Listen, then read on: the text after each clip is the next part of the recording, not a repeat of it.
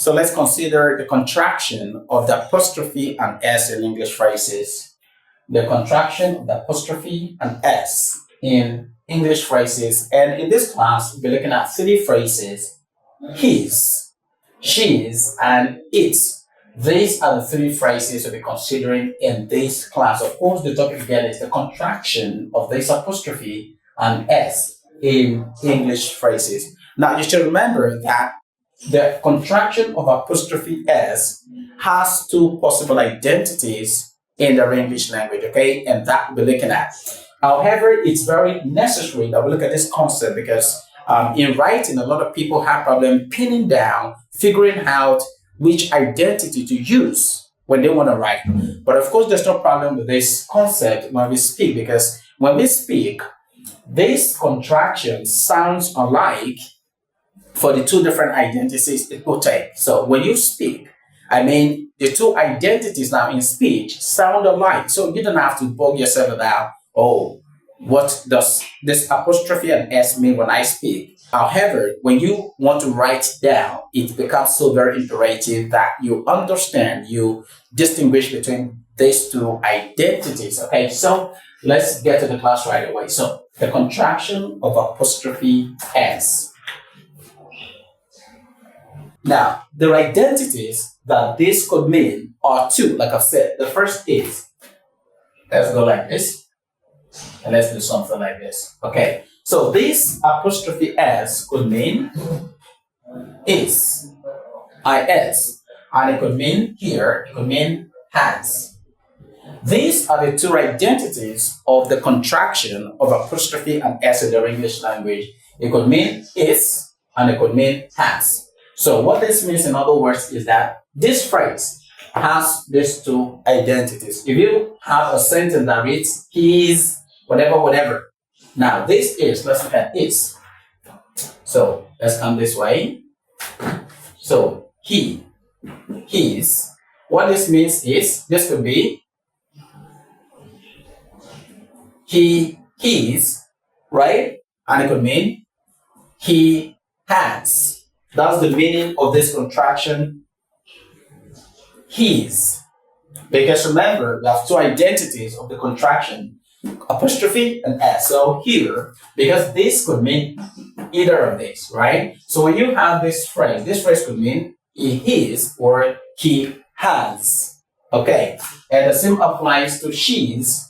Let's say we're bringing down this, she's.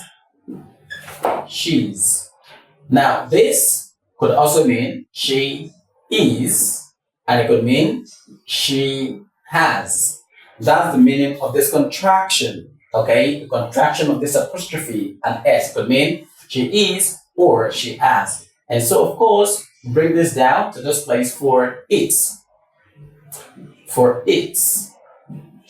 So, it could be it is, could mean it is. Could mean it is, and it could mean it has. Okay, so that's the first step in this class, to understand that every time we have phrases like this, there are two possible identities of the contraction of the apostrophe and S, which are one, is, and then has. So it is, she is, it is, he has, she has, it has. So that said, how do we know when this contraction means he is? How do we know when this contraction means he has? How do we know when this contraction means she is? How do we know when this contraction means she has? How do we know when it's this contraction? How do we know when it means it is? And how do we know when it means it has? Now, here is the logic to figure that out or to understand that. So let's second this out like this. So when apostrophe means has, this is how we're going to know.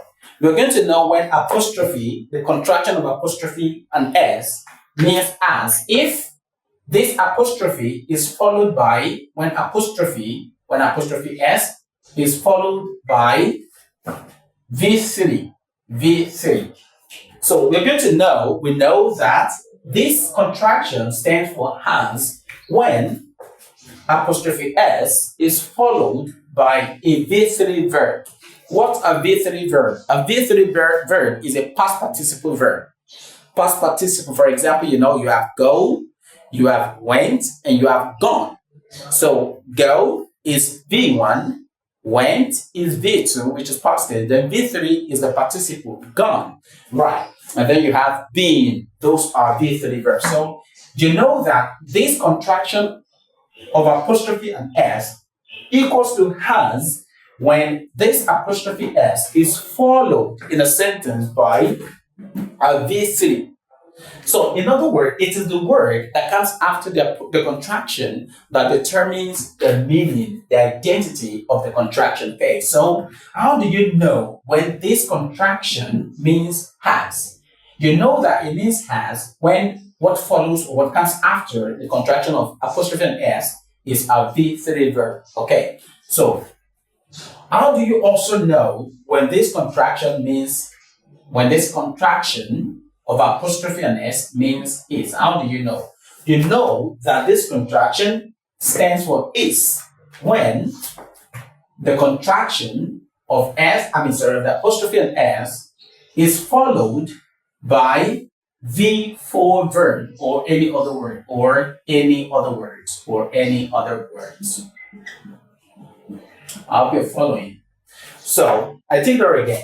How do you know when a contraction in a phrase stands for is when the presence of apostrophe and S means is? I'm saying that you know when that contraction is followed by a V4 verb.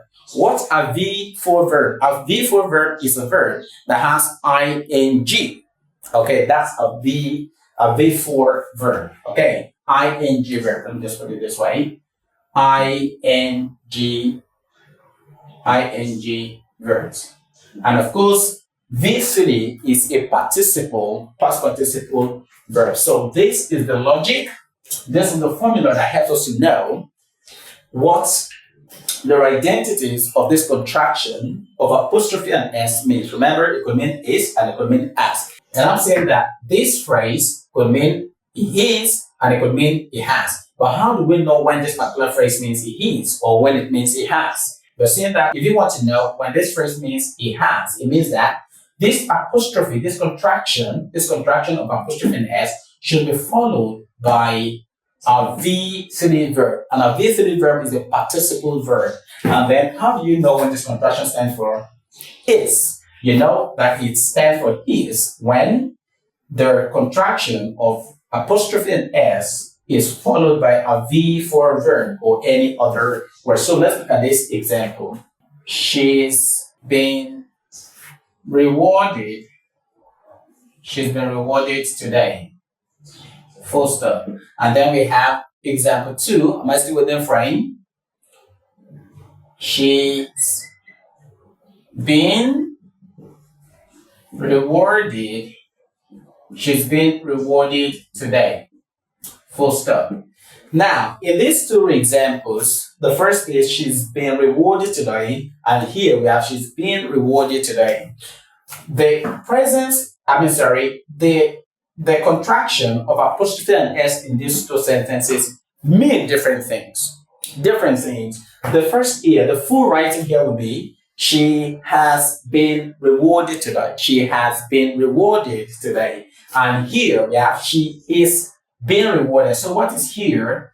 For the first sentence here, what we have here is she has. So that is what we have there. And for this, she is being rewarded. She is. Now let's know why there is a change. Let's come to the first example. She's been rewarded today. Now this is a participle verb. It's a V3. V3 been is a V3 verb. Okay?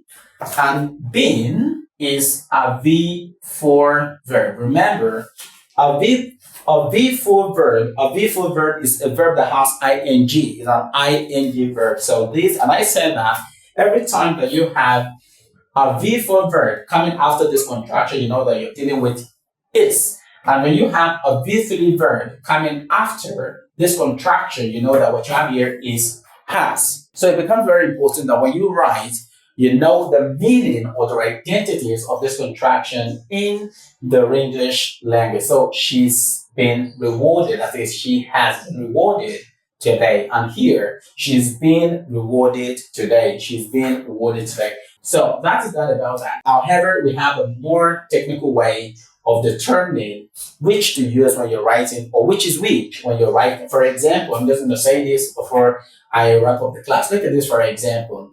If I say, she's here, that's a full sentence. She's here, that's an example. And number two, I have something like, she's doing it. She's doing it. Now, this is very clear. Number two is very clear because doing is V4, right? It has ing. And remember, when you have ing, you know that the contraction here is. Okay? V4 tells you that this contraction is. So she's doing it. But here, she's here. Here, now, how do we know what the identity of this contraction means if it's his or has? Now, look at what comes after. Look at what comes after this. After this contraction, she's here. The here is an adverb of place. Here is an adverb of place. So when you have an adverb, also, you know that this contraction is. I don't know if you got that. Every time you have an adverb of place coming after this contraction of apostrophe and s, then this contraction simply would mean is. That is, she is here. She is here. She's here.